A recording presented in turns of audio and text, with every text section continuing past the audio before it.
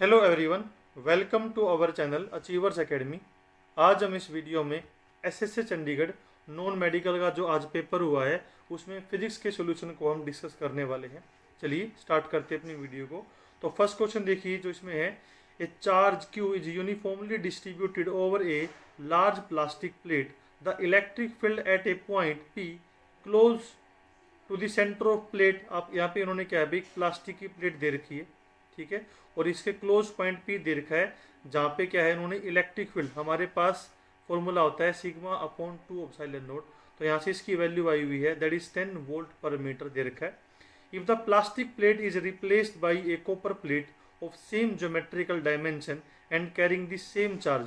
तो आपको बताना है कि अगर हम लोग यहाँ पे प्लास्टिक प्लेट की जगह अगर कॉपर प्लेट को चेंज कर देते हैं, ठीक है, जिसमें ज्योमेट्रिकल डायमेंशन दोनों की सेम है, दोनों के ऊपर सेम चार्ज है, तो इलेक्ट्रिक फील्ड भी हमारा क्या है यहाँ पे, अगर दोनों का चार्ज सेम है, डायमेंशन सेम है, तो इलेक्ट्रिक फील्ड भी यहाँ पे क्या है, इसकी सेम ही रहेगी। ठीक है, तो इसका ऑप्शन क्या रहेगा, option number 1। The substance in which the molecules zero magnetic moment, वो हमारे कौन से रहते हैं भाई, डायामैग्नेटिक सब्सटेंस। यानी कि डायामैग्नेटिक सब्सटेंस कौन से होते हैं जिसको अगर हम इलेक्ट्रिक फील्ड में प्लेस करें तो वो रिपेल होंगे। यहाँ पे zero magnetic moment diamagnetic material की होती है। नेक्स्ट क्वेश्चन देखिए, in electromagnetic wave the phase difference between electric and magnetic field vector. तो देखिए हम लोग इलेक्ट्रोमैग्नेटिक वेव पढ़ते हैं, अगर लेट से अगर हमारी इलेक्ट्रोमैग्नेटिक वेव एक्स डायरेक्शन में मूव कर रही है तो इलेक्ट्रिक फील्ड और मैग्नेटिक फील्ड एक दूसरे के परपेंडिकुलर क्या है भाई, मूव करते हैं। ठीक है, जो इनकी ओरिएंटेशन है वो अलग अलग रहती है, यानी कि इनके बीच में 90 डिग्री का एंगल है। अब इन्होंने यहाँ पे फेज डिफरेंस पूछा है। अब देखिए जब दोनों ही 0 0 से स्टार्ट होते हैं, जब हमारा इलेक्ट्रिक फील्ड का वेक्टर मैक्सिमम होता है तो उसी पर्टिकुलर सिचुएशन में हमारा मैग्नेटिक फील्ड का भी मैक्सिमम रहता है। तो यानी कि दोनों के दोनों यहाँ पे क्या है, सेम फेज में चलते हैं। तो इन दोनों के बीच में इलेक्ट्रिक और मैग्नेटिक फील्ड वेक्टर का जो फेज डिफरेंस है वो क्या है, 0 रहेगा यहाँ पे। ठीक है, यानी कि जब 0 है दोनों तो 0 रहेंगे, मैक्सिमम जब पहुंचते तो सेम टाइम पे दोनों इलेक्ट्रिक फील्ड वेक्टर और मैग्नेटिक फील्ड वेक्टर की सेम मैक्सिमम वैल्यू रहती है, इसलिए दोनों के बीच में फेज डिफरेंस क्या है यहाँ पे, 0। नेक्स्ट क्वेश्चन देखिए हमारा यहाँ पे क्या बनेगा, a solenoid of 1.0 metre long has a cross sectional area 10⁻⁻² metre square, और यहाँ पे 2000 टन डिफाइन कर रखी है पर मीटर, जिसमें कैरीज ए करंट ऑफ 1.0। तो आपको बताना है एनर्जी स्टोर्ड इन ए। अब जब हम लोग पढ़ते हैं भाई, जब हम किसी करंट कैरिंग सोलेनोइड में करंट को अगर हम पास करेंगे तो इसके इनसाइड जो हमारी इलेक्ट्रिक फील्ड बनती है वो यूनिफॉर्म बनती है। तो यहाँ पे उसकी वैल्यू आती है, that is mu naught n i. ठीक है, जहाँ पे हमारा जो ये छोटे वाला एन है वो number of turn per unit length हम डिफाइन करते हैं। अब जब हम लोगों ने पढ़ा है कि जब हम करंट कैरिंग सोलिनॉइड में करंट को पास करते हैं तो इसके अंदर जो ये एनर्जी स्टोर करती है वो मैग्नेटिक फील्ड की फॉर्म में करती है। तो हम लोगों ने इंडक्टर के केस में डिफाइन किया था, तो वहाँ हम लोग पढ़ते हैं मैग्नेटिक फील्ड, यानी कि जो सोलिनॉइड के अंदर जो हमारी एनर्जी स्टोर रहती है वो रहती है that is B²/2 mu naught. ये लेकिन ये पर यूनिट वॉल्यूम रहती है, जिसको हम एनर्जी डेंसिटी डिफाइन करते हैं, यानी कि energy stored per unit volume. अब यहाँ पे इन्होंने सिंपल एनर्जी पूछी तो इस वॉल्यूम को भी साइड लेके आएंगे तो वॉल्यूम की मल्टीप्लाई कर देंगे। तो ये मेरे पास फॉर्मूला रहेगा एनर्जी स्टोर्ड का इन ए मैग्नेटिक फील्ड। तो सबसे पहले आपको यहाँ पे बी निकालनी है भाई, तो बी के लिए mu naught number of turn per unit metre दे रखी 2000, तो यहाँ पे एन अपॉन, यानी कि छोटे वाले एन की वैल्यू दे रखी 2000, और करंट की वैल्यू यानी कि आपके पास यहाँ से मैग्नेटिक फील्ड कितनी आ गई है, 2000 म्यू नोट। अब यहाँ पे इसकी वैल्यू यहाँ पे पुट कर दीजिए और आपके पास एनर्जी स्टोर्ड का आंसर निकल जाएगा।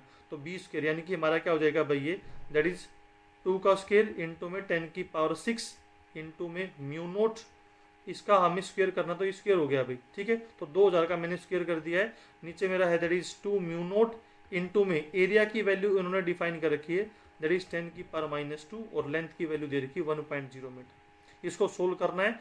सोल्व आउट करने के बाद हमारा आंसर क्या रहेगा, एक पावर से एक पावर कैंसिल आउट, ये मेरा यहाँ पे कैंसिल आउट हो जाएगा भाई।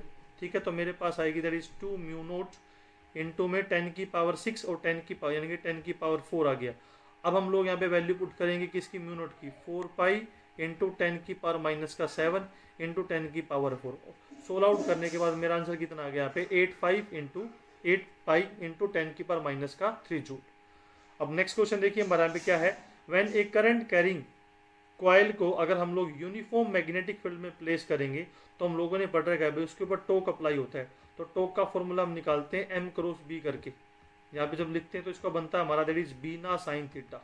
ये हमारा यहाँ पे कंसेप्ट आता है कि जब हम किसी भी करंट कैरिंग कॉइल को यूनिफॉर्म मैग्नेटिक फील्ड में प्लेस करेंगे तो उसके ऊपर टोक अप्लाई होगा। क्या ईएमएफ प्रोड्यूस होगा? देखो ईएमएफ हम लोग पढ़ते हैं इलेक्ट्रोमैग्नेटिक इंडक्शन में, तो उसका हमारे पास फॉर्मूला होता है E is equal to D phi by B upon D T. यानी कि यहाँ पे हमारा मैग्नेटिक फील्ड टाइम के साथ यानी कि हमारा मैग्नेटिक फ्लक्स चेंज होना चाहिए, बट यहाँ पे इन्होंने यूनिफॉर्म मैग्नेटिक फील्ड को लिखा हुआ है यहाँ पे, तो इसलिए यहाँ पे क्या है हमारा फ्लक्स चेंज नहीं हो रहा है टाइम के साथ, तो ईएमएफ हमारी इंड्यूस यहाँ पे नहीं होगी। तो इसका आंसर मेरे पास क्या रहेगा 38 का ए आंसर आएगा भाई यहाँ पे। ठीक है, नेक्स्ट क्वेश्चन देखिए, the electric flux passing through a hemispherical surface of radius R placed in uniform electric field. तो बेसिकली ये जो हमारा क्वेश्चन है ये गोज लॉ है इलेक्ट्रोसिटी के अंदर। अब यहाँ पे देखिए, यहाँ पे हमारे पास ये दो सरफेस है, तो ये वाला सरफेस हमारे पास स्फेरिकल और एक हमारे पास ये भाई जो हेमिस्फेरिकल सरफेस है।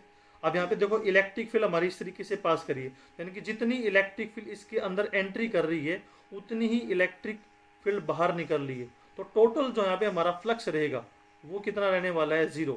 इट मीन्स फ्लक्स हम निकालेंगे एक तो स्फेरिकल सरफेस का, प्लस एक हम निकालेंगे हेमिस्फेरिकल, यानी कि इसको लिख लेते हैं सर्कुलर सरफेस ले लेते हैं इसको, यानी कि ये जो हाँ यहाँ पे है इसका फ्लक्स निकालेंगे और पूरे का दोनों का जोड़ के ही हमारा टोटल फ्लक्स 0 आ रहा है। तो यानी कि ये आप लिख लेते हैं ये तो मेरा बनेगा भाई स्फेरिकल वाला और ये हम लिख लेते हैं सर्कुलर फॉर्म में।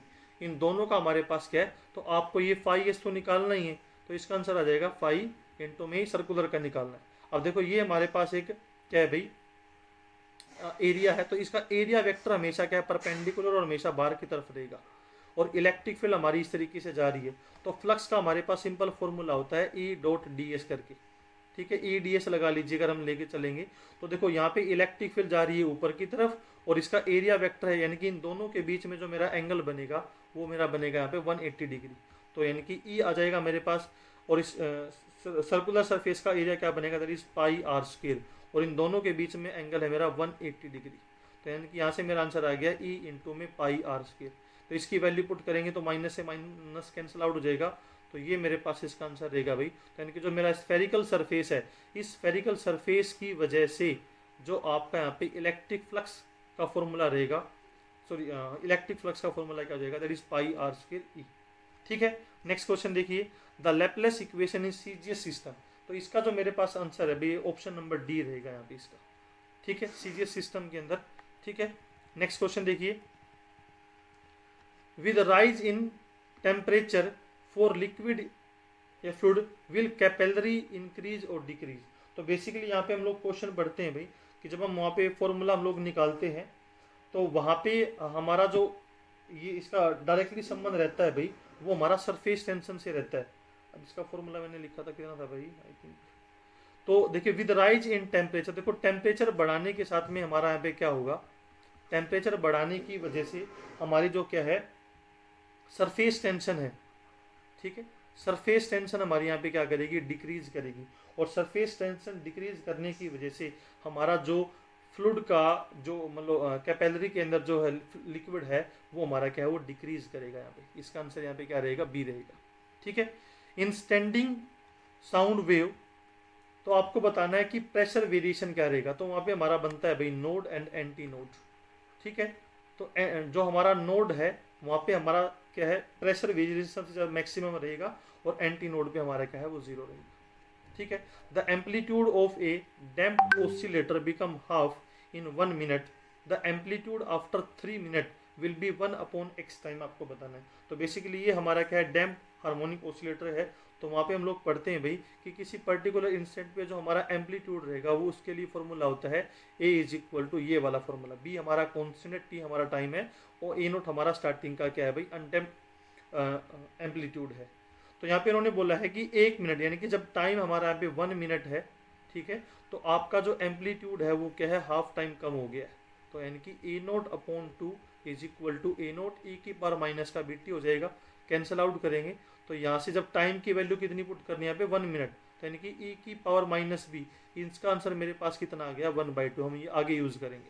अब आपको बताना है कि जब टाइम आपका कितना हो जाएगा 3 मिनट, यानी कि अब आपके पास टाइम दे रखा है 3 मिनट, तब आपको यहाँ पे भाई ए की वैल्यू बतानी है कि वो कितनी फॉल करेगी ए नोट के रिस्पेक्ट में। तो यहाँ पे हमारे पास formula a is equal to a naught a की पावर माइनस का 3b आ जाएगा। यहाँ पे इसको लिखेंगे हम ए नोट ए की पावर माइनस बी, इसकी पावर हो जाएगी 3। अब ए की पावर माइनस बी, इसका फॉर्मूला मेरे पास है 1/2, तो इनकी ए इज इक्वल टू क्या आ गया भाई, ए नोट 1/2 की पावर क्यूब, तो ये हो जाएगा 8 टाइम। इसको लिख लेंगे ए नोट अपॉन 2 की पावर 3, तो इनकी जो हमारा एम्पलीट्यूड है भाई आफ्टर 3 मिनट वो कितना हुआ है ए अपॉन एक्स टाइम, यानी कि a naught upon x time हो गया अकॉर्डिंग टू गिवन। तो यहाँ पे एक्स की वैल्यू मेरे पास कितनी आ रही है 2 की पावर 3, ठीक है। तो 33 का आंसर रहेगा यहाँ पे ऑप्शन नंबर बी, 2 की पावर 3 आ जाएगा भाई, ठीक है। Next question, which of the following instrument use to measure the energy of monochromatic radiation more accurately, उसके लिए हम यूज करेंगे यहाँ पे थर्मोपाइल्स, ठीक है। नेक्स्ट क्वेश्चन देखिए हमारा क्या रहेगा, the purpose of moderator in the nuclear reactor. तो देखो भाई मॉडरेटर बेसिकली क्या है, स्लो डाउन करता है स्पीड ऑफ न्यूट्रॉन, तो यानी कि वो सस्टेन चेन रिएक्शन के लिए हम उसका यूज करते हैं, ठीक है। कंट्रोल रोड हमारी रेट ऑफ रिएक्शन को कंट्रोल करती है, बट मॉडरेटर जो है हमारा यहाँ पे न्यूक्लियर रिएक्टर के अंदर वो क्या करता है भाई, यहाँ पे स्लो डाउन करता है न्यूट्रॉन को, ठीक है, जिससे हमारी क्या है जो फिजन रिएक्शन है वो सस्टेन रहे, तो सस्टेन चेन रिएक्शन के लिए यूज करते हैं। उसके बाद आपको यहाँ पे बताना है find the Q value of reaction. तो बेसिकली क्यू रिएक्शन का हमारे क्यू वैल्यू निकालने का जो मेरे पास फॉर्मूला रहता है, यानी कि जो हमारे पास ये रिएक्टेंट है और ये जो मेरा प्रोडक्ट बना है भाई, तो रिएक्टेंट का जो मास ज़्यादा है प्रोडक्ट का कम है, तो यानी कि जो ये मास हमारा चेंज हुआ है वो हमारा क्यू वैल्यू की फॉर्म में चेंज होता है। तो इसके लिए मेरे पास सिंपल फॉर्मूला रहता है मास डिफेक्ट इनटू में सी स्क्वायर। अब यहाँ पे अगर यानी कि अगर सारे का सारा अगर मास अगर आपको ए एम यू में डिफाइन कर रखा है, तो इसके लिए हम निकालते हैं डेल्टा एम इंटू में 931 मेगा इलेक्ट्रॉन वोल्ट, तो यहाँ पे ये वाला फॉर्मूला यूज करेगा। तो सबसे पहले हम यहाँ पे मास निकालेंगे भाई किसका, रिएक्टेंट का। तो देखिए यहाँ पे क्या है, नाइट्रोजन दे रखा है और ये ड्यूट्रॉन है, तो नाइट्रोजन का मास उन्होंने डिफाइन कर रखा है 14.00307, ठीक है। और यहाँ पे मेरा जो ड्यूट्रॉन का मास है वो कितना है, दैट इज 2.01410। इसको सोल आउट करेंगे तो ये आ जाएगा मेरे पास दैट इज 16.01717 EMU, ठीक है। अब हम मास निकालेंगे यहाँ पे प्रोडक्ट का। तो प्रोडक्ट के लिए आपके पास यहाँ पे कार्बन है और एक अल्फा पार्टिकल, तो कार्बन का मास तो यहाँ पे 12, ठीक है। और इसको हमें ऐड करना है किसके अंदर भाई, दैट इज 4.002603। तो इसको ऐड कर लीजिए भाई, 0 0 लगा लेना यहाँ पे, ठीक है। 1 2 3 4 5 6, तो ये आ जाएगा मेरे पास 16.002603। तो ये मेरा मास और प्रोडक्ट है, दोनों को माइनस कर दो यहाँ पे, तो 16.0022603, इसको ऊपर एक 0 लगा लेना। फिर इसको जब हम सोल्व आउट करेंगे तो ये आंसर बनेगा मेरा दैट इज 0.01456 EMU। ये डेल्टा एम आ गया भाई। इसको अगर हम अभी क्यू वैल्यू निकालनी है तो 0.14567, इसकी मल्टीप्लाई कर देंगे यहाँ पे 931 मेगा इलेक्ट्रॉन वोल्ट से। तो इसको सोल्व आउट करने के बाद मेरा आंसर क्या रहेगा यहाँ पे, that is 13.6 mega electron volt, ठीक है। उसके बाद देखिए the conductivity of pure semiconductor can be increased by, कैसे इंक्रीज कर सकते हैं भाई, टेम्परेचर को इंक्रीज करके या फिर डोपिंग करके। तो या तो उसके अंदर आप एक्सेप्टर इम्प्योरिटी डालिए या डोनर इम्प्योरिटी डालिए, यानी कि दोनों में डोपिंग, यानी कि हमारा पी टाइप सेमीकंडक्टर बनेगा और एन टाइप, तो दोनों की कंडक्टिविटी ज़्यादा रहती है प्योर सेमीकंडक्टर से, और टेम्परेचर बढ़ाने से भी कंडक्टिविटी बढ़ती है। तो तीनों ही ऑप्शन हमारे यहाँ पे ठीक है, तो इसलिए इसका आंसर क्या रहेगा, that is all of above.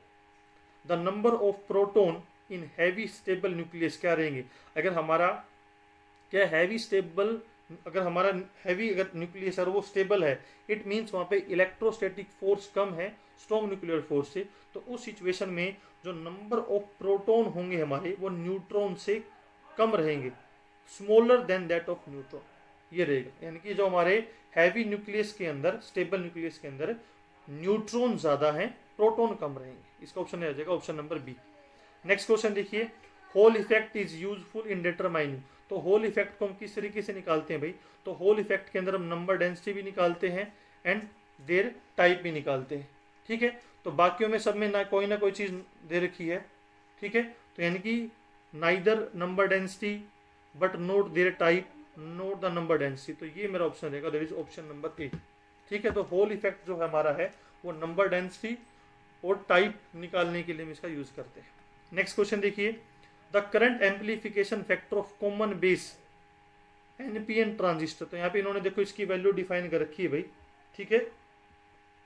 तो यानी कि यहाँ पे इन्होंने इसकी वैल्यू दे रखी है अल्फा की, यानी कि कॉमन बेस के अंदर हमारे पास जो करंट गेन है वो 0.96 दे रखा है। तो आपको बताना है what will be the current gain if it is used as a common emitter, यानी कि आपको बीटा की वैल्यू बतानी है। तो दोनों के बीच में आपको रिलेशन पता होना चाहिए, beta is equal to alpha one minus का अल्फा होता है भाई, ठीक है, या फिर अल्फा की वैल्यू होती है बीटा वन प्लस बीटा के केस में।